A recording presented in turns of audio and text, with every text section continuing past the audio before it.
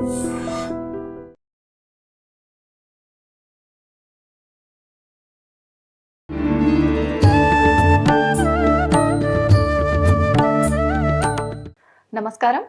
Welcome to I dream. ధర్మ మార్గం కార్యక్రమానికి స్వాగతం. మన తెలుగు వారందరికీ ఆరాధ్య దైవం, ఇష్టదైవమైన వెంకటేశ్వర స్వామి గురించి మాట్లాడుకోవాలంటే అసలు మనకు ఎంతో అదృష్టం ఉండి ఉండాలి. ఈరోజు మనం మాట్లాడుకోబోయే విశేషాలన్నీ కూడా చాలా ప్రత్యేకమైనవి. మొత్తం వెంకటేశ్వర స్వామి గురించి మనం ఈరోజు టాపిక్లో మాట్లాడుకోబోతున్నాం. ప్రస్తుతం నాతో పాటు ఉన్నారు విశ్వపతి టీవీఆర్కే మూర్తి గారు. ఆయన వెంకటేశ్వర స్వామి గురించి ప్రతిసారి మనకు ఎన్నెన్నో మంచి విషయాలను తెలియజేస్తూనే ఉంటారు. వారు రాసిన పుస్తకాల రూపంలో కూడా వెంకటేశ్వర స్వామి యొక్క వ్రత విధానం అయితే ఏంటి, వ్రత కల్పం అనే పుస్తకంలో చాలా చక్కగా రాశారు. వెంకటేశ్వర స్వామి లీలల గురించి తెలియజేయడం కోసం ఇప్పుడు మనతో పాటు ఉన్నారు. సార్తో మాట్లాడి తెలుసుకుందాం. నమస్కారం సార్. నమస్కారం తల్లి, చాలా సంతోషం. మళ్ళీ ఇన్ని రోజుల తర్వాత కలుస్తున్నాం మనం. అవును సార్, నాకు చాలా సంతోషంగా ఉంది సార్. చాలా సంతోషం సార్. వెంకటేశ్వర స్వామి అందరికీ ఎంతో ఆరాధ్య దైవం, ఇష్టదైవం. ఆయన్ని ఒక్కొక్కరు ఒక్కో రకంగా పిలుచుకుంటారు. చాలా రకాల పేర్లు కూడా ఉన్నాయి. మరి ఎవరికి ఇష్టం వచ్చినట్టుగా వాళ్ళు పిలుచుకుంటున్నారే తప్ప స్వామి వారికి ఏ పేరుతో పిలిస్తే ఇష్టం ఉంటుంది సార్, తెలియజేయండి. మనం విష్ణు సహస్రనామం చదువుతాం కదా, విష్ణు సహస్రనామంలో ఎన్ని 1000 నామాలు. అసలు ఆ స్వామికిట అనంత కోటి నామాలు ఉన్నాయంటారు. ఏ నామంతో పిలిచినా చక్కగా పలుకుతాడు ఆయన. అసలు సహస్రనామాలు అంటేనే మనకి సహస్రం అనేది 1000 కాదనమాట, అనంతమైన అని అర్థం. మనం వింటుంటాం కదా, కో అంటే పలికే కొండల రాయుడు ఇట్లా అంటుంటాం కదా. ఆయనకి మనకి ఇలా వెంకటేశ్వర స్వామి, శ్రీనివాసుడు, గోవింద, శేషాచలపతి, ఇలా ఎన్నెన్నో, వెంకటనాథుడు ఇలా అంటుంటాం కదా. అసలు మన అందరి ఇళ్లలో ఏదో పేరు లేని వాళ్ళు చాలామంది వెంకట ముందు కలుపుకోవడం ఇటువంటి ఆనవాయితీకి చాలామందికి వస్తూ ఉంటుంది కూడా కదా. సో అందరూ గబుక్కుని చాలామంది ఇలా తరతరాలుగా అసలు మన హిందూ ముఖ్యంగా దక్షిణ భారత కుటుంబాలలో అనేక మందికి వాళ్ళ పేర్లలో వాళ్ళ ఫ్యామిలీ మెంబర్స్లో ఎవరికో ఒకరికి ఏదో ఒకటి స్వామివారిని పెట్టుకోవటం అలవాటుగా వస్తుంది ఎప్పటి నుంచో మనకి ముందర. కొంతకాలం కింద తప్పదు ఏదో వెంకటయ్య, వెంకటన్న, వెంకటేష్ ఇట్లాగా, వెంకటేశ్వరరావు ఇలా కనపడుతూనే ఉంటారు మనకి, శ్రీనివాస్ అని ఇట్లా అని. సో వీటన్నిటిలో అన్ని నామాలు ఆయనకి ఇష్టమే. అసలు కేశవ నామాలు అని చెప్పి 24 నామాలు ఉంటాయి. కేశవైన మహా, నారాయణ మహా, మాధవైన మహా అని అంటాం. ఆ 24 నామాలు స్వామికి అత్యంత ప్రీతికరమైనవి అంటారు. 24 నామాలు విశిష్టత ఏంటంటే దాంట్లో స్వామి 4 ఆయుధాలని కూడా 4 చేతుల్లో ధరించి ఉంటారు. శంఖం, చక్రం, గద, సారథి అంటారు. ఆయుధాలన్నీ కూడా ఈ 4 చేతుల్లోనూ కూడా ఒక్కొక్క రీతిలో మారుతున్నప్పుడు ఒక్కొక్క నామానికి అది ప్రత్యేకంగా చెప్తాం మనం. కేశవాయన మహా అంటే నారాయణ అంటే ఇట్లాగా, మాధవాయన మహా అంటే పురుషోత్తమైన అంటే అధ్వజమైన. ఈ నామాలన్నీ కూడా 24 నామాలు, ఈ కేశవనారాయణ, మాధవ అయిపోయిన ఈ నామాలన్నీ, మాధవైన మహా, పురుషోత్తమైన, దామోదరైన మహా, శ్రీకృష్ణ ఇలా చదువుతాం మనం. ఇవన్నీ కూడా చాలా ప్రీతికరమైనవి. వీటిలన్నింటిలో కూడా మొదటి 3 నామాలు ఇంకా ఇష్టమైనవి. కేశవైన మహా, మాధవైన మహా, నారాయణ మహా, ఇవి చాలా ప్రీతికరమైనవి చెప్తాం. వీటిలన్నిటిలో కూడా స్వామికి అత్యంత ప్రీతికరమైనవి 2 నామాలు ఉంటాయి తల్లి. అవి ఏంటంటే, ఒకటి గోవింద అని పిలిస్తే చాలా ప్రాణం, ఆ క్షణంలో పలుకుతాడు ఆయన. ఇంకొకటేమో శ్రీనివాస అనే పేరు ఒకటి. ఈ 2 నామాలు స్వామివారికి అత్యంత ప్రీతికరం అని మనకి అక్కడ తిరుమలలో ఈరోజు జరుగుతున్న పూజా విధానాలు కానీ ఇవన్నీ కూడా ప్రవేశపెట్టింది అక్కడ భగవద్ రామానుజాచార్యుల వారు. సో రామానుజాచార్యుల వారికి శ్రీనివాస అనే పేరుతో పిలవటం ఎంతో ఇష్టంగా ఉండేది ఆయనకి. సో ఈ 2 నామాలు, గోవిందనాము, శ్రీనివాస అనే పేర్లు అనే నామాలు ఆయనకి అత్యంత ప్రీతికరం అని పెద్దలు చెప్తుంటారు. ఏ నామంతో పిలిచినా మనం అర్చిత పిలవాలే కానీ వెంటనే పలుకుతాడు ఆయన. వింటుంటారు, చక్కగా పలుకుతాడు. ఏ నామంతో పిలిచినా మనం పలుకుతాడు. మనకి ఆయనకి కావాల్సిందల్లా ఏంటి, చాలా ప్యూర్ డివోషన్ అనమాట. ఒక్కసారి విశ్వంలో ఎక్కడి నుంచైనా మనకి ఎటువంటి కష్టం, ఎటువంటి ఆపద కలిగినా గోవిందా అని తలుచుకుంటే ఆ క్షణంలో ఆయన ఏదో రూపంలో మనకి ప్రత్యక్షమై మనకి సహాయం సాయం చేస్తాడు. అసలు విష్ణువు అంటేనే సర్వం వ్యాపించి ఉన్నవాడు అన్నమాట. ఓకే, మనకేం సో ఆయన తిరుమలలోనే కాదు, ఎప్పుడు మనందరి మధ్య ఉంటాడు, మనం పిలవగానే పలుకుతాడు, తప్పకుండా చేస్తాడు. So okay. ఈ నామాలు ఎన్నిట్లో అంటే ఏంటి, కొంతమంది కొన్ని నామాలకి ఆకర్షింపబడతారు కూడా వాళ్ళు. కొంతమంది గోవింద అని తలుచుకోవటం ఎప్పుడు ఇష్టం అవును. కదా, అలాగా. కొంతమంది ఏమో ఓం నమో నారాయణాయ అనుకుంటారు, ఓం నమో వెంకటేశాయ అనుకుంటారు, ఇట్లా రకరకాల పేర్లతో నామాలు ఆయనకి అత్యంత ప్రీతికరం అని పెద్దలు చెప్తుంటారు. గోవిందనామం, శ్రీనివాసనామం అనమాట. శ్రీనివాస అని ఒక్కసారి మనసులో అలా తలుచుకుంటే ఆయన ప్రత్యక్షమవుతాడట. గోవింద అంటే ప్రత్యక్షమవుతాడట. గోవింద అంటే గోవులను రక్షించేవాడు అనమాట. అలాగే మన కష్టాలన్నిటి నుంచి బయటపడేసేవాడు కూడా. అసలు ఆ వెంకటేశ్వర అనే పేరు రావడం కూడా విశేషం. ఆ కొండ మొత్తాన్ని మొట్టమొదటి రోజుల్లో తిరువేంగడం అనేవాడు. ఆ తర్వాత మనం ఇప్పుడు తర్వాత కాలంలో ఈ తిరుపతి ఇవన్నీ పేర్లు వచ్చాయి, కానీ యాక్చువల్లీ తిరు అంటే శ్రీ అనమాట తమిళంలో. సో తిరుమలై అంటే కొండ అని అర్థం. సో స్వామివారు అక్కడ ఉన్న దాన్ని అసలు శ్రీశైలం అని కూడా ఒక పేరు ఉంది. తిరుమలని కూడా శ్రీశైలం అంటారు, వెంకటాద్రిని కూడా. మామూలుగా మనం తిరుపతి కొండలని పిలుస్తాం కదా, వెంకటాద్రి, నారాయణాద్రి, వృషభాద్రి ఇట్లా అంటామే. అలా అనేక పేర్లలో దానికి శ్రీశైలం అనే పేరు కూడా ఒకటి ఉంది యాక్చువల్గా. సో అలాగా హృదయంలో నివాసంగా ఏర్పరచుకున్నాడు కాబట్టి శ్రీనివాసుడు అయ్యాడు. మీకు ఈ రెండు పేర్లు ఆయనకి అత్యంత ప్రీతికరమైనటువంటి అన్నమాట. అయితే సార్, ఎప్పుడు చూసినా భగవంతుడు రకరకాల ఆభరణాలతో, ఒక మంచి అలంకారంతో ప్రతిరోజు మనకు దర్శనం ఇస్తూనే ఉంటాడు. అలంకారాల వెనక కూడా విశిష్టత ఏమైనా ఉందా సార్? అవునమ్మా, మనకి తెలుసు కదా, శివుడు అభిషేక ప్రియుడు, విష్ణు ఏమో అలంకార ప్రియుడు. ఆయనకి ఎంత అలంకారం చేస్తే అంత ఇష్టం అన్నమాట. ముఖ్యంగా పుష్పాలంకారం ఇంకా ఇంకా ఇంకా ఇష్టం ఆయనకి. అందుకనే తిరుమల మొత్తం కూడా ఎన్నో పూల తోటలు ఉండేవి పాతకాలంలో అనమాట. ఎన్ని ఎన్ని ఎన్ని రకాల పుష్పాలు, పూల తోటలు. ఇప్పుడున్న మనకి కాటేజీలు కనపడుతున్నాయి, అన్ని ఏరియా అంతా తోటలే, మొత్తం ఉద్యానవనాలే. అసలు తిరుమలని పుష్ప మండపం అనే పిలుస్తారు. పుష్పం అనే పేరు కూడా ఉంది. ఇప్పుడు ఏంటంటే ఈ మనకి మోడర్న్ టైమ్స్ ఇన్ని రావడంతో ఆ కాటేజెస్ వాటి స్థానాలు ఇప్పుడు ఎస్పీటీ కాటేజెస్ అంటారు వాళ్ళు. అక్కడ అంతా కూడా సురాపురం జమీందార్ అని, ఆయన ఎంతో భక్తి స్వామివారి మీద. ఆయన అప్పుడు పెద్ద తోట కట్టించాడు. సురాపురం తోట అని ఉండేది ఒకప్పుడు. ఆ తోట ప్రదేశంలో వచ్చినవన్నీ కూడా ఇదనమాట. ఇప్పుడు మనకి ఈ సురాపురం ఎస్పీటీ కాటేజ్ అంటారు. అలా కొండ మీద మొత్తం అసలు ఎన్నెన్నో చోట ఎంబీసీ కాటేజెస్ అంటారు, మంగళబావి కాటేజెస్ అని చెప్పేసి అక్కడంతా కూడా పెద్ద పెద్ద తోటలు ఉండేవి. ఆ చుట్టుపక్కల అన్ని తోటలే అనమాట. ఆళ్వార్ తోట అని చెప్పేసి ఎన్నెన్నో. ఇప్పుడు రామ్ బగీచా అంటాం మనం, గుడి ఎదుర్కొంటూనే ఉంటుంది కదా. యాక్చువల్లీ బాగ్ అంటే పెద్ద ఇది అనమాట, పూల తోట అనమాట. సో అక్కడంతా పూల తోటలు ఉన్నాయి. సో అసలు కొండ మీద ఉండే పుష్పాలన్నిట ఎప్పుడెప్పుడు తాము వెళ్ళి స్వామిని అలంకరిస్తాయా అని చూస్తుంటేట. మాకు ఇప్పుడు ఎంత అదృష్టం ఎప్పుడు వస్తుంది అని చెప్పి రోజు ఆయనకి అలా పూలమాలలు సమర్పిస్తూనే ఉంటారు. పూలమాలలు అన్నీ కట్టే ప్రదేశం తిరుమలలో ఒక చోటు ఉంటుంది. యాక్చువల్లీ మనలాంటి వాళ్ళ భక్తులు కూడా వెళ్ళి అక్కడ కూర్చొని కట్టచ్చు. మాలలు మనకి కూడా కట్టనిస్తారు. చాలా మందికి తెలియదు ఇది. మనం కాస్త అక్కడ ఆకాశగంగ వెళ్ళే దారిలో ఈ వీళ్ళ హార్టికల్చరల్ డిపార్ట్మెంట్ వాళ్ళది పెద్ద షెడ్స్ ఉంటాయి. అక్కడ ఏం చేస్తారంటే రోజు పూలన్నీ అసలు అక్కడికి వెళ్ళి చూస్తే మనకి ఒళ్ళు జల్దరిస్తుంది అనమాట. పూలు అలా గుట్టలు గుట్టలు గుట్టలు గుట్టలు పెట్టుంటాయి చక్కగా. అందులో వీళ్ళు పెంచుతున్న అక్కడ కొన్ని గార్డెన్స్ పెంచుతున్నారు వీళ్ళు. వాటి నుంచి వచ్చిన పువ్వులు ప్లస్ వీళ్ళకి నిత్యం కూడా బెంగళూరు నుంచి, చెన్నై నుంచి చాలా మంది డోనర్స్ స్వామివారి అభిమానంతో భక్తితో టన్స్ అండ్ టన్స్ అనమాట అందరూ పూలు వస్తుంటాయి. అవన్నీ కూడా వాళ్ళు చాలా ప్రత్యేకంగా ఎంతో ముచ్చటగా ఉంటుంది. మేము ఒకసారి వెళ్ళినప్పుడు కూర్చొని చూసాము.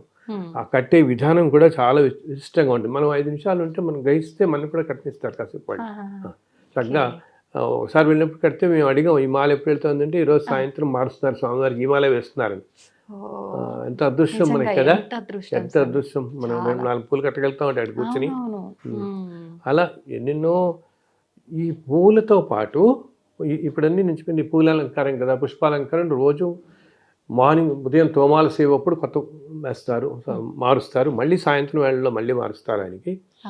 దీంతోపాటు స్వామి ఎంతో ఎన్నెన్నో రకాల ఆభరణాలతో వెలిగిపోతూ ఉంటాడు నిత్యం మనకి. ఆ? అంతా అసలు తిరుమల కొండంతా బంగారమయమే అనమాట. ఆనంద నిలయం అంతా బంగారం కదా. అన్ని బంగారు ఆభరణాలతో ఎన్నో ఆభరణాలు ధరించి అసలు స్వామి మనకి తిరుమలలో స్వామి విగ్రహం 9 అడుగులు ఉంటుంది తల్లి. 9 అడుగులు. కానీ మనకి ఏమిటంటే దూరం నుంచి మనం ఇన్ని ఆభరణాలతో మనం చూస్తాం కాబట్టి మనకి కొంచెం ఇలా తక్కువ ఎత్తులో ఉన్నట్టు కనిపిస్తాడు మనకి. ఇన్ని ఆభరణాలు అలంకరణాల మధ్య ఈ రోజుల్లో అందరికీ జైవిధుల నుంచే మనం చూడగలుగుతున్నాం కాబట్టి దర్శనం దూరంగా. కానీ 9 అడుగులు ఎత్తు ఎన్నో రకాల ఆభరణాలు ఉంటాయన్నమాట. ఎప్పుడు ధరించి ఉంటాడు. అండ్ అన్నీ ఉండో చెప్పాను అంత బంగారమయ్యే కదా. అన్ని చోట్ల బంగారు వాకిలి, ధ్వజస్తంభం, అసలు శేషాచలం కొండలు అన్నీ కూడా మొత్తం బంగారమే అంటారు. కృతయుగంలో ఇదంతా బంగారు కొండలట. ఇప్పుడు కలియుగంలో మనకి ఇలా శిలల్లా కనిపిస్తున్నాయి. కానీ అందుకని దానికి కనకాద్రి అనే పేరు కూడా ఉంది. వి గోల్డ్ ట్రస్టెడ్ గోల్డ్ బయర్స్. మీరు తాకట్టు పెట్టిన బంగారాన్ని విడిపించి ఈ రోజు ఉన్న మార్కెట్ ధరకు కొనబడును. ఇప్పుడు సాయంత్రం వేళల్లో చూస్తే సన్ రేస్ పడుతున్నప్పుడు గోల్డెన్ కలర్లో మెరుస్తుంటాయి ఆ కొండలన్నీ కూడా. సైడ్ నుంచి చూస్తే మొత్తం గోల్డ్ కలర్లో మెరుస్తుంటాయి మనకి అనమాట. అంతా బంగారమయమే. మనం ఇంకా కలియుగంలో మానవులు అన్ని పాపాలు చేసుకుని అధర్మంగా ఉంటారు కాబట్టి మనకి ఆ బంగారం కనపడకుండా శిలలా కనపడుతున్నాయి అవన్నీ మనకి.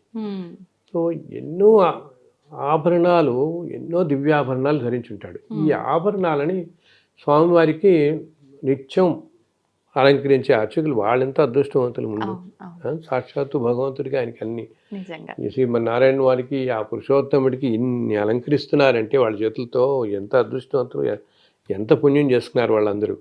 సో దాన్ని ఆలయ సాంప్రదాయంలో సమర్పణ అంటారు. సమర్పణ అన్నమాట. అది కూడా ఏంటంటే 3 రకాలుగా ఉంటుంది. సామాన్య సమర్పణ ఒకటి, విశేష సమర్పణ ఒకటి, ఇంకోటి మోజాతి సమర్పణ అంటారు. సామాన్యంగా సమర్పణ అంటే రోజు స్వామివారికి ఉండే ఆభరణాలన్నీ అన్నమాట. ఆయనకి ఎప్పుడు తొండమానుడు ఇచ్చినటువంటి ఆ కిరీటం మాత్రం ఎటువంటి వేళలో వాళ్ళు సడలించరు. కిరీటం ఎప్పుడూ ఉంటుంది. స్వామివారి పాదాలు బంగారు రేకులతో కప్పబడి ఉంటాయి. ఏమ్మా బంగారు రేకులతో ఉంటాయి. అందుకని మనకి మామూలు రోజుల్లో పాదాలు కనపడవు. మనం ఒక్క శుక్రవారం మాత్రం నిజపాద దర్శనం అప్పుడు ఆ బంగారు పాదాల తొడుగులు తీసి మామూలు రోజుల్లో మొత్తం తులసి ఆకులతో పూజ చేస్తారు. తులసి దళాలే కప్పబడి ఉంటాయి, మనకి కనపడవు. ఒక్క అభిషేకం తర్వాత మనకి ఆ నిజపాద దర్శనం ఆ రోజు మాత్రం చూడగలుగుతాం. స్వామివారి నిజపాదాలు మనం దర్శించగలుగుతాం. ఇంకా అక్కడి నుంచి స్వామికి భుజకీర్తలు ఉంటాయి, ఎన్నో మాలలు ఉంటాయి, సహస్రనామ మాల ఉంటుంది, అండ్ లక్ష్మీహారం అని ఉంటుంది. ఈ లక్ష్మీహారం ఏంటంటే తల్లి అది 365 రోజులు స్వామికి ఉంటుంది. అలా ఎప్పుడూ స్వామితోనే ఉండేది ఆ లక్ష్మీహారం అని ఉంటాం. అలాగే కాసులతో చూస్తాం, లక్ష్మీ రూపుల కాసులతో. ఆ లక్ష్మీహారాన్ని అది ఒక్క బ్రహ్మోత్సవాలలో గరుడోత్సవం రోజు మాత్రం ఆ హారం బయటికి తీసుకొచ్చి ఆ స్వామికి అలంకరిస్తారు, మలయప్ప స్వామికి. మిగతా అన్ని రోజులు ఆ లక్ష్మీహారం స్వామికే ఉంటుందన్నమాట. దీంతోపాటు భుజకీర్తులు ఉంటాయి, కడియాలు ఉంటాయి, నాగాభరణాలు ఉంటాయి, అన్ని బంగారు నాగాభరణాలు. అండ్ మళ్ళీ బంగారు వడ్డాణం ఉంటుంది, ఎంతో అద్భుతం. ఆయన అసలు ఏమంటాం మనం, మెస్మరైజింగ్ అనమాట. ఆ బంగారు వడ్డాణం పెట్టుకుని ఉంటారు. దాంతోపాటు ఆయనకి బంగారు మొలతాడు, చిన్న గంటలతో ఉండే చిన్న గంటలతో ఉండే బంగారు మొలతాడు ఉంటుంది స్వామికి. అలాగే ఒక 6 పోగుల బంగారు యజ్ఞోపేతం ఉంటుంది స్వామికి. చేతికి కడియాలు ఉంటాయి, కాళ్ళకు ఉంటాయి, అండ్ ఎన్నెన్నో అనమాట. భుజకీర్తులు, చెవికి కర్ణాభరణాలు, ఇన్ని ఆభరణాలతో అసలు ఇవన్నీ కూడా ఏంటంటే స్వామికి ఒక 24 మూరల పొడవైన అండ్ 4 మూరల వెడల్పైన ఒక పట్టు వస్త్రాన్ని స్వామికి చుడతారు. ఈ ఆభరణాలన్నీ కూడా అలంకరించాలి కదా, అలంకరించడానికి మనకి సపోర్ట్ కావాలి కదమ్మా. అందుకని స్వామికి 24 మూరలు పొడవు, 4 మూరలు వెడల్పు ఉండే పెద్ద పట్టు వస్త్రానికి స్వామికి కడతారు. అది ధోవతిలాగా. అలాగే ఒక 12 మూరలు పొడవు ప్లస్ 2 మూరలు వెడల్పు ఉండేదేమో ఉత్తరీయంగా కడతాడు ఆయన. ఉంటాడు. దీని మీద స్వామి అన్ని ఆభరణాలు మరి ఉంటాడు. అసలు ఒక్కోసారి మనం చూస్తూ ఉంటాం కదా.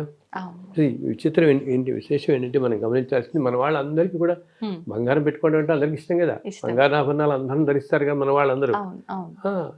అయితే స్వామికి బంగారు ఆభరణాలు ధరించడానికి మనం ధరించడానికి తేడా ఏంటంటే, మనం ధరించేవి మానవులందరూ వీళ్ళు ధరించేవి వాళ్ళ సంతోషం కోసం, స్వామి ఈ ఆభరణాలన్నీ ధరించేది మన ఆనందం కోసం.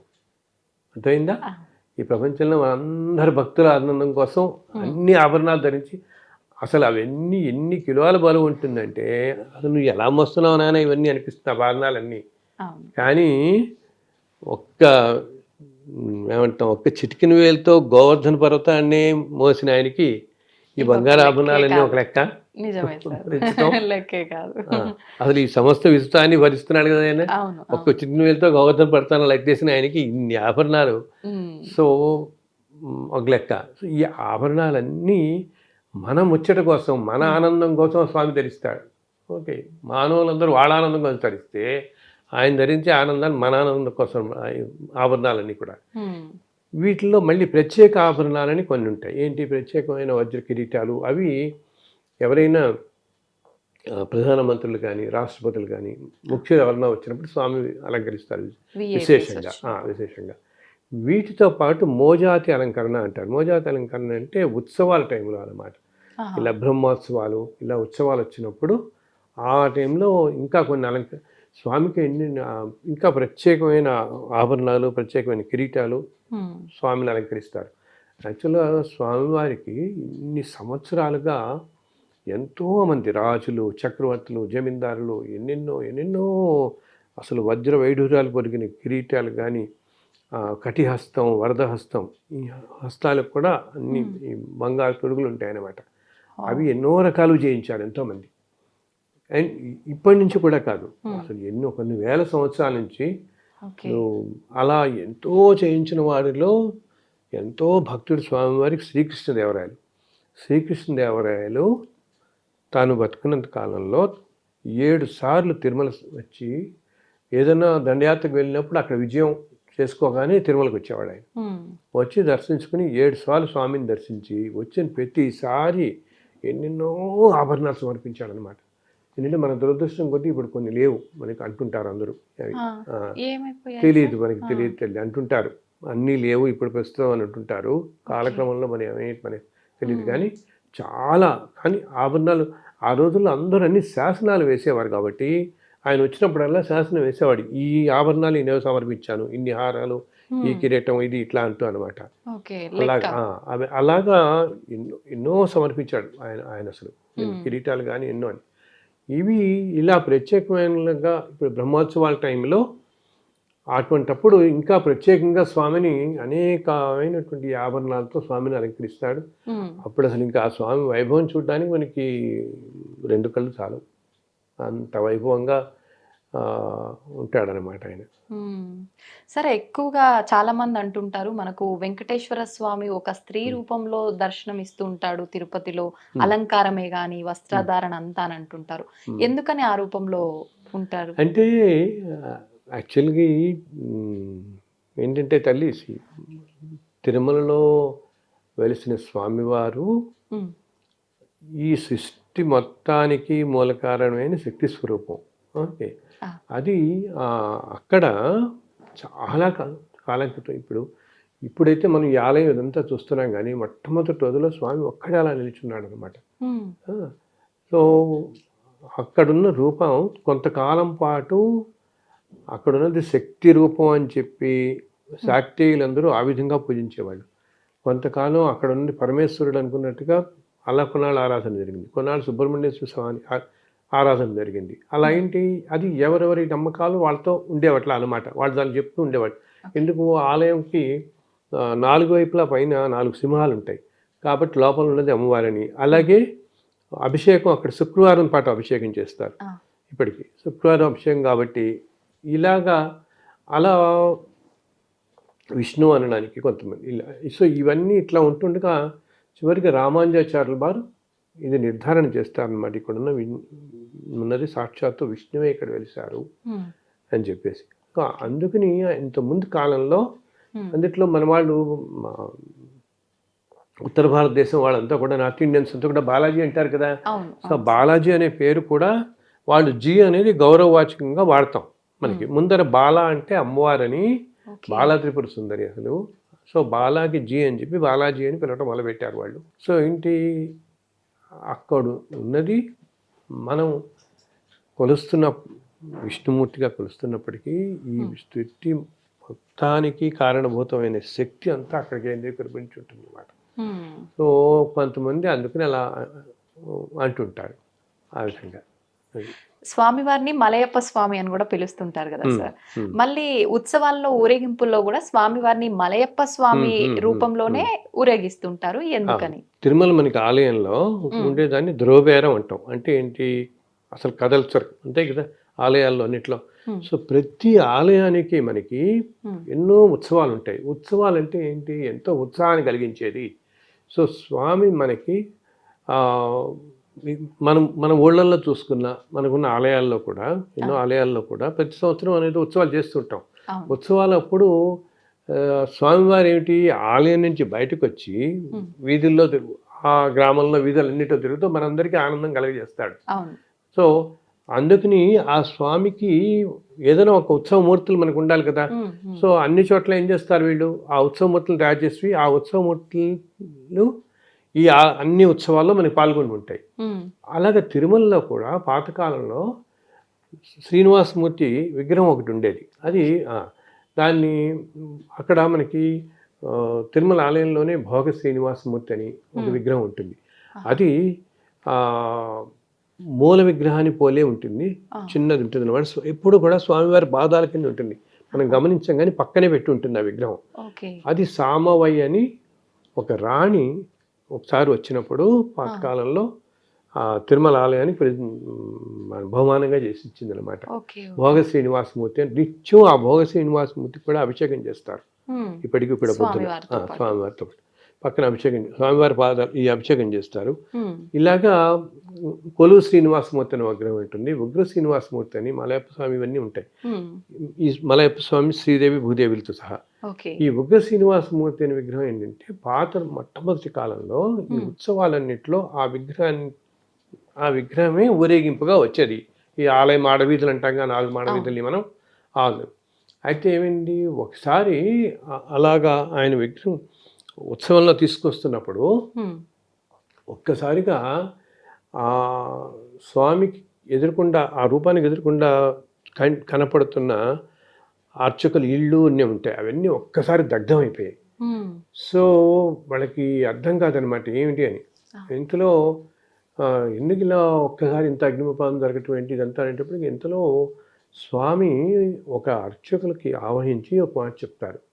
ఆయన కలియుగంలో విపరీతంగా అధర్మం పెరిగిపోతుంది ఇప్పుడు ఇంకా, అందుకని నా ఈ ఉగ్ర రూపాన్ని మాత్రం మీరు ఇంకెప్పుడు బయటకు తీసుకురాకండి ఉత్సవాల్లో. నా ఈ రూపాన్ని తీసుకొస్తే ఇదంతా అక్కడ చాలా అనేకమైన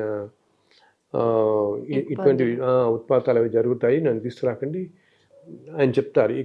మరి మీకు ఈ ఉత్సవాల్లో పాల్గొనడం కోసం మీరు ఇక్కడి నుంచి చెప్తారు ఫలానా దిక్కుకు వెళ్ళి అక్కడ మీరు లోయలో కొంచెం కిందకి వెళ్ళి చూస్తే నేను అక్కడ మీకు ప్రత్యక్షమై ఉన్నాను, నేను దేవుళ్ళతో సహా ఉన్నాను, మీరు ఇప్పటి నుంచి ఆ విగ్రహాలనే తెచ్చుకుని ఉత్సవాలన్నింటిలో వినియోగించండి అని చెప్తారు. సో అప్పుడు ఏం చేస్తారంటే వీళ్ళు వెంటనే ఈ ఉగ్ర శ్రీనివాసమూర్తి విగ్రహాన్ని తీసుకొచ్చి లోపల ఆలయంలో పెట్టి ఉంచేసి ఆ తర్వాత రోజు ఉదయం స్వామివారికి నమస్కరించి, స్వామి ఇలా చెప్పావు నువ్వు, మాకు కొంచెం తేలిగ్గా కనపడేలా, ఇప్పుడు అంత కొండల్లో కనపడాలి కదా ఆయన, ఎక్కడున్నావో నువ్వే మాకు కరుణించి దయచేసి నువ్వు చెప్పిన ఇలా ఈరోజు ఉదయం చెప్పిన మా మలయప్పమూర్తి ఎక్కడున్నారు, అదే మీ ఉత్సవ విగ్రహాలు ఎక్కడున్నాయి ఒకసారి చూపించండి అంటూ వీళ్ళు ఇంకా మేళతాళాలతో లోయ దగ్గరికి వెళ్తారు. లోయ దగ్గరికి వెళ్తే ఒక చోట నుంచి ఒక కింద ప్రదేశంలో వాళ్ళకి ఓమని నెమ్మదిగా వినిపిస్తూ ఉంటుంది, శబ్దం వినిపిస్తూ ఉంటుంది. అప్పుడు ఆ శబ్దాన్ని పట్టుకుని ఆ దారిలో అలా వెళతారు వాళ్ళు. వెళుతూ ఒక చోటకి వెళ్ళేటప్పుడు ఆ శబ్దం తీవ్రత నెమ్మదిగా అలా తగ్గుతూ వస్తుంది అనమాట. అప్పుడు అనిపిస్తుంది వీళ్ళలో భగవంతుడు ఇక్కడెక్కడో ఉన్నాడు. అక్కడ ఒక చోట చివరికి వెళ్తూ కనిపిస్తే అక్కడ ఒక్కసారిగా ఆ లోయలో చక్కగా వాటన్నిటి మంచి ఏమంటాం ఎంతో సుగంధభరితమైన మొక్కలన్నీ ఉంటాయి అక్కడంతా. అసలు తిరుమల కొండల్లోనే ఎన్నో పూల చెట్లు ఎంతో అద్భుతమైన అని చెప్పాను కదా మనం. ఆ అడవుల్లో కూడా బ్రహ్మాండమైన పుష్పవనాలన్నీ ఉంటాయన్నమాట. అలా ఒక చోట ఈ మొక్కలన్నిటి మీద ఆ పక్కన 3 విగ్రహాలు వీళ్ళకి దొరుకుతాయి. అది ఇప్పుడు మనం మలయప్ప స్వామి అని చెప్పి మనం అన్నిట్లోనూ బ్రహ్మోత్సవాల్లో అన్నిట్లో తిరుగుతూ కనపడతాడు కదా మనకి ఆయన విగ్రహం. ఆయన ఉభయ దేవేరులతో ఆ స్వామివారు అక్కడ కనిపిస్తారు. అప్పుడు ఆ విగ్రహాన్ని తీసుకుని ఆ 3 విగ్రహాలతో ఇంకా ఎంతో సంతోషపడి తీసుకొచ్చి ఇంకా అది వాళ్ళ సంతోషానికి ఎంతో ఆనందంతో ఆ రోజు ఒక పెద్ద ఉత్సవంలో జరిపి ఆలయం ఆడవీధులు అన్నిట్లోనూ వీటికి అన్ని పరిచారాలు చేసి చక్కగా అభిషేకం చేసి స్వామివారికి విగ్రహాలకి మాడవీధులన్నింటిలో తిప్పుతారనమాట, ఊరేగింపు చేస్తారు భక్తులంతా పాల్గొని. సో అది ఏంటంటే మలై అంటే ఇందాక చెప్పాను తమిళంలో కొండ అనమాట. సో కొండ దిగున ఆ అంచుల్లో దొరికారు కాబట్టి ఆయన మలయప్ప అనే పేరు వచ్చింది ఆ విగ్రహానికి. సో మనం ఈరోజు చూసే ఈ విగ్రహాలన్నీ అయితే ఏంటంటే ఇప్పుడు ప్రతి ఉత్సవంలోనూ రోజు మనకి సాయంత్రం సహస్రదీపాలంకరణ సేవ అప్పుడు స్వామివారి శ్రీదేవి భూదేవిలతో వస్తారు కదా, ఇలా అన్నో ఉత్సవాల్లో వస్తారు. అండ్ ఇప్పుడు మనం చాలా చోట్ల శ్రీనివాస కళ్యాణాలు అవి చేస్తున్నారు కదా, ఇట్లా వచ్చినప్పుడు అయితే తర్వాత కాలంలో వాళ్ళు ఏం చేస్తారంటే అదే పోలిన విగ్రహాలను చేయించి పెట్టారు. ఆ రోజు జరిగిన విగ్రహాలు అక్కడే ఉంటాయి, అవి ఎప్పుడు బయటకు తీసుకురారు. ఆ విగ్రహాలతో తిరుమలలో తిరుమల మాడవీధుల్లో ఈ రోజు సహస్రదీపాలంకరణప్పుడు ఇప్పుడు వచ్చేది ఆ స్వామివారి మలయప్ప స్వామి విగ్రహం వస్తుంది. అది కానీ బయట మనకి ఇలా ఊళ్ళల్లో ఇక్కడికి వచ్చి బయట చోట మనకి కళ్యాణాలు జరుగుతున్నప్పుడు తీసుకొచ్చినప్పుడు ఆ విగ్రహాలు అదే రూపం ఉండే విగ్రహాలు తర్వాత కాలంలో తయారు చేయించారు మనకి. ఇది మలయప్ప స్వామి ఉభయ దేవేరులతో ఆ విగ్రహాల కథ ఇదనమాట. అలా దొరికిన విగ్రహాలు మనకి అవి. దాన్ని మనం ఇప్పుడు మలయప్ప స్వామి ఎందుకంటే ఉత్సవాలన్నింటిలో ఒకటిగా మనకి ఆ స్వామివారిది ఇప్పుడు మన కళ్యాణంలో అన్ని చోట్ల చూస్తుంటుంది కదా మనం రోజు కూడా ఎక్కడ అన్నింటిలో కూడా అందరికీ ఏంటంటే ఆనందం కలిగించడానికి ఇన్ని విశేషాలు. అలా తిరుమలలో ఏంటంటే ప్రతి చెట్టు ప్రతి పుట్టకి ప్రతి రాయికి ఏదో విశేషం ఉంటూనే ఉంటుంది అక్కడ. అట్లా మన స్వామివారు ఆ విధంగా అనుగ్రహిస్తున్నాడమ్మా. సుమారు ఎంత కాలం అయి ఉండొచ్చు సార్ ఈ విగ్రహాలు మనకు దొరికి? చాలా కాలం తల్లి, చాలా కాలం వెళ్ళి చాలా కాలం క్రితం ఇది. అప్పటి నుంచి కూడా ఈ విగ్రహాలు నిత్యం ఈ తిరుమంజనం చేస్తారు, అన్ని సేవల్లో కూడా ఈ విగ్రహాలే పాల్గొంటాయి మనకి అనమాట. అండ్ విశేషం ఏంటంటే ఇందాక చెప్పినట్టుగా ఈ చక్రవర్తులు జమీందారులలో మూల విగ్రహానికి తో పాటు మలయప్ప స్వామికి కూడా ఎన్నో ఆభరణాలు చేయించారు. ఎన్నో మాలలు బంగారు ఆభరణాలు ఎన్నో మలయప్ప స్వామికి కూడా విగ్రహాలు ఎన్నో ఆభరణాలు సమర్పించారు భక్తులు అనమాట. రకరకాల ఆభరణాలు మలయప్ప స్వామిని కూడా అలంకరిస్తారు. బ్రహ్మోత్సవాల టైంలో రకరకాల ఉత్సవాల టైంలో చూడొచ్చు మనం. మనకు వాహన సేవల్లో వస్తుంటాయి కదా, అప్పుడు రోజు కూడా ఒక్కొక్క వాహనం ఈ బ్రహ్మోత్సవాల్లో మనకి హంసవాహనం, అశ్వవాహనం, గజవాహనం ఇలా రోజు వాహనాలు వస్తుంటాయి కదా. సో రకరకాల ఆ మూర్తులకి ప్రత్యేకంగా మలయప్ప స్వామి ఇప్పుడు నేను ఇందాక చెప్పినట్టు ఆ స్వామికి ఎన్ని రకాల ఆభరణాలు ఉన్నాయో ఈ మలయప్ప స్వామి కూడా బోల్డ్ ఆభరణాలు చేయించారు. అవన్నిటితో స్వామిని అలంకరిస్తారు అనమాట. అసలు ఒక్కొక్క సేవకు ఒక్కొక్క రకమైన ఉన్నాయి, చాలా చాలా అండ్ విశిష్ట లేదు.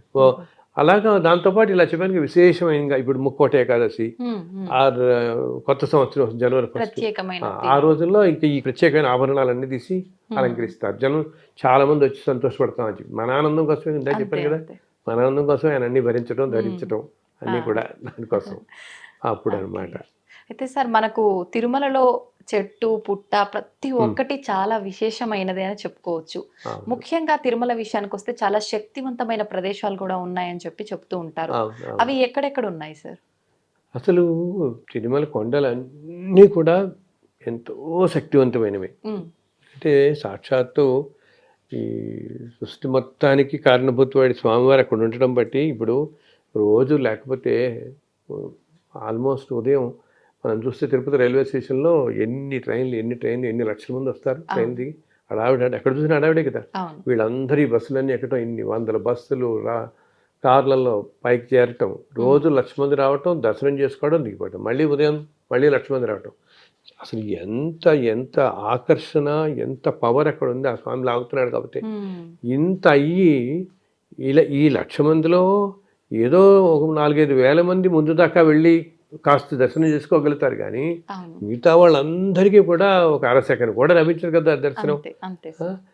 అయినా మళ్ళీ బయటికి రాగానే మళ్ళీ మనకి వెళదాం అనిపిస్తూనే ఉంటుంది.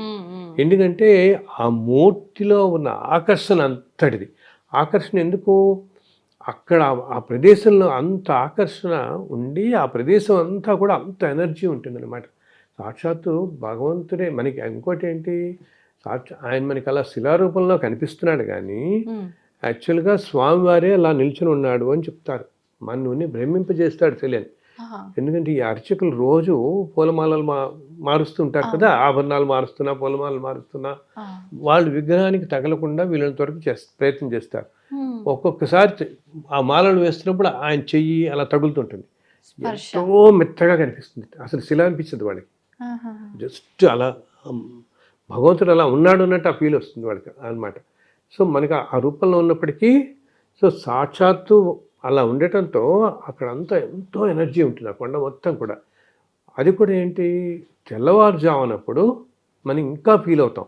2-3 ఆ టైంలో సుప్రభాతం సేవ ఇటువంటి వెళ్తాను చూస్తాం మనం. ఆ టైంలో ఉదయం 4:30-5 దాకా వెళితే, ఎందుకంటే ఆ సమయాలలో దేవతలందరూ స్వామిని అర్చించుకోవడం కోసం వస్తారు అక్కడికి. ఎందరో దేవతలు అందరూ. అసలుట రోజు మనందరినీ కూడా మనం తెలుసు కదా, అష్టదిక్పాలకులు, నవగ్రహ దేవతలు. ఈ అష్టదిక్పాలకులు రోజు కూడా స్వామి దగ్గరికి వచ్చి ఆ స్వామిని దర్శించుకుని నమస్కరించుకుని వెంటనే ఇంక ఈ విశ్వం అన్నింటినీ కూడా వాళ్ళ విధులు నిర్వహించడానికి బయలుదేరుతారు. అలాగా అందరూ ఇంద్రాదేవతలు, అష్టదిక్పాలకులు కానీ నవగ్రహ దేవతలు అందరూ వస్తారు ఆ ఉదయం వేళల్లో. అందుకనే ఉదయం వేళల్లో అంత ఎనర్జెటిక్గా ఉంటుంది ఆ ప్రదేశం అంతా. దీంతో పాటు మనము ఇన్ని కోట్ల సంవత్సరాలుగా, ఇన్ని యుగాలుగా ఆయన ఉన్నారు కదా అక్కడ. సో స్వామి ఉన్న ప్రదేశం నుంచి, అంటే స్వామి విగ్రహం మూలమూర్తి ఉన్న చోట నుంచి మనకి చుట్టూతా ఒక వలయాకారంలాగా తీసుకుంటే మనకి ధ్వజస్తంభం దగ్గర నుంచి ఆ సర్కిల్ అంతా కూడా చాలా ఎనర్జీతో ఉంటుంది. అది ఉంది అనడానికి ఇప్పుడు మనం ఏంటి, కొంచెం ఏమంటాం, ఏదైనా ఉపాసనతో ఉన్నవాళ్ళు, ధర్మంగా ఉండేవాళ్ళు, కొంచెం సాధన మార్గంలో ఉండేవాళ్ళు, ఇట్లా ఉండే వాళ్ళకి అది గ్రహించగలుగుతాం ఆ ఎనర్జీ. ఓకే, ఎంత ఎనర్జీ ఉంటుందంటే ఆ డైమెన్షన్లోకి మనం వెళ్ళేటప్పటికిట మనమంతా మానవులేం కదా, మన mind it will become thoughtless అనమాట. సో అందుకని మనం ముందు నుంచి మనము ఎన్నో కోరికలు అనుకుంటూ ఉంటాం, ఇది అడగాలి, లోపలికి వెళ్ళగాలి స్వామిని. మనిషికి ఏదో కోరికలు ఉంటాయి కదా. ఇన్ని కోరికలు వెళ్ళేటప్పటికి నువ్వు ఎప్పుడైతే ఆ ధ్వజస్తంభం దగ్గరికి వెళ్ళిపోయి ఆ వలయంలోకి ఎంటర్ అయిపోతామో, ఎనర్జీ పాయింట్లోకి ఎంటర్ అవగానే అసలు మన మైండ్ అంతా బికమ్ థాట్లెస్. ఇంకా అసలు ఏమీ తెలియదు. మనం ఆ దర్శనం స్వామి అనే ఆలోచన తప్పితే ఇందాక అడుగుదాం ఇవి అడుగుదాం అనుకుని ఏమీ తెలియదు. అలా వెళ్ళి అసలు మనం గ్రహించే లోపల బయటకు వచ్చేస్తాం దాంట్లోంచి. ఇదేంటి అక్కడ అంతా పవర్ ఉందని చెప్తారు. అంతేకాకుండా నిత్యం అక్కడికి ఎంతోమంది సిద్ధులు, యోగులు, ఎంతోమంది ఎంతో దివ్య శరీరాల్లో, అంటే మనకి కనపడరు అనమాట, ఆ శరీరాలు వచ్చి స్వామిని దర్శించుకుంటుంటారు. ఎందుకు? వాళ్ళందరూ అంత ఎనర్జీ ఉంటుంది కాబట్టి. అలాగే ఇంకా అక్కడక్కడక్కడక్కడ అసలు తిరుమల కొండల్లోనే 1008 ఎంతో పవిత్రమైనటువంటి తీర్థాలు ఉన్నాయన్నమాట. 1008 తీర్థాలు ఉంటాయి. వాటిల్లో 108 తీర్థాలు ఇంకా ప్రాముఖ్యం అని చెప్తాం. వాటిల్లో సప్త తీర్థాలు అంటారు. ఈ ఆకాశగంగా, పాప వినాశనం మనం చూస్తున్నామే పై కనపడి, కుమార తీర్థం, రామకృష్ణ తీర్థం, తుమ్మూరు తీర్థం, ఇట్లా ఉంటాయి. ఈ 7 తీర్థాలు ఇంకా పవిత్రమైనవి, మనకి కనపడివి, మనం వెళ్ళేవి అనమాట. సో ఇవన్నీ ఉండటం చేత అది ప్రదేశం ఎంతో, ఆ తీర్థాలు ఉన్నవి కూడా ఎంతో శక్తివంతమైనవి. ఇంకా కొన్ని ప్రదేశాలు చెప్పాలంటే మనకి ఆలయానికి ఈశాన్యంగా ఇప్పుడు మనకి ఆ స్వామి పుష్కరిణి ఉంటుంది కదా, ఆ పుష్కరిణి ప్రాంతంలో అంతా కూడా ఎంతో శక్తి కేంద్రీకృతమై ఉంటుంది ఈశాన్యం. ఎందుకంటే దేవతలందరూ వచ్చేటప్పుడు ఈశాన్య మార్గం నుంచి వస్తారన్నమాట. సో మనం అక్కడ కాస్త ఎస్పెషల్ తెల్లవారుజాములో కనుక అక్కడ కూర్చుని ధ్యానం చేసుకున్నాము, స్వామిని తలుచుకుంటే చాలు, తలుచుకున్న ఆ ప్లేస్లో ఉండే ఎనర్జీకి మన శక్తి మనకి ఎంతో మన అనారోగ్యాలన్నీ తొలగిపోతాయి, ఎంతో ఆరోగ్యం మనకు కలుగుతుంది అనమాట. సో అందుకు నేను మన వాళ్ళందరికీ నేను చెప్తాను, ఈ కార్యక్రమం చూస్తున్న వాళ్ళందరికీ కూడా, స్వామి ఆలయం లోపలే ఉన్నాడు అనుకోవద్దు. కొండ మీద అంతా స్వామి ఉంటారు, ఎన్నో రూపాల్లో తిరుగుతుంటారు. నేను ఎన్నోసార్లు గ్రహించాను, తెల్లవారుజామున వెళ్తున్నప్పుడు ఆ స్వామి అలా వెళ్ళిపోవడం చూస్తాను. స్వామి లక్ష్మీదేవి, అసలు స్వామి శ్రీదేవి భూదేవులు ఇద్దరితో తెల్లవారుజామున ఆ తోటల్లో అంతా విహరిస్తూ ఉంటారు. ఆయనకి అంత ప్రాణం అనమాట తోటలు విహరించడం అని. సో అందునే ఇప్పుడు తిరుమల వెళ్ళిపోయి ఏదో హడావుడిగా పొద్దున వెళ్ళిపోయి ఈవినింగ్ వచ్చేయటం కాకుండా మీరు రాత్రి ఉండి తెల్లవారుజామున ఆ ఆలయ పరిసరాల్లో వెళ్ళి కాసేపు కూర్చోండి. అప్పుడు ఎంతో దివ్యమైన అనుభూతులు మనకి ఒక్క పావు గంట, ఒక అర్ధ గంట కళ్ళు మూసులు కూర్చుంటే ఎన్నో అద్భుతమైన అనుభూతులు కలుగుతాయి అన్నమాట. సో ఈసారి మీరందరూ ఆ విధంగా వెళ్ళండి అండ్ ఆ విధంగా దర్శించుకుని స్వామిని దర్శించుకుని స్వామి అనుగ్రహం పొందండి. మనందరినీ స్వామివారు చల్లగా చూడాలని ఆయనని మరీ మరీ ప్రార్థిస్తున్నాను. ఓం నమో వెంకటేశాయ.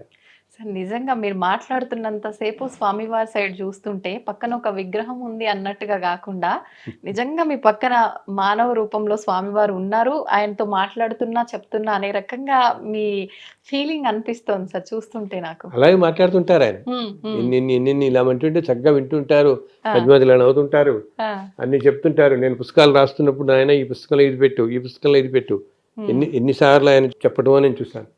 ఏదైనా ఫోటో పెట్టాలనుకుంటే నాకు వెంటనే ఆ రోజు ఇలా జస్ట్ అట్లా పడుకున్నాం అనుకో, వెంటనే కళ్ళలో కనపడి నా దగ్గర ఉన్న ఆల్బమ్స్ పుస్తకాలు ఉంటాయి అనుకో, ఈ పుస్తకం నుంచి ఈ ఫోటో తీసి ఈ పుస్తకం కవర్ కింద ఈ పెట్టినాయని చెప్తుంటారు. అండ్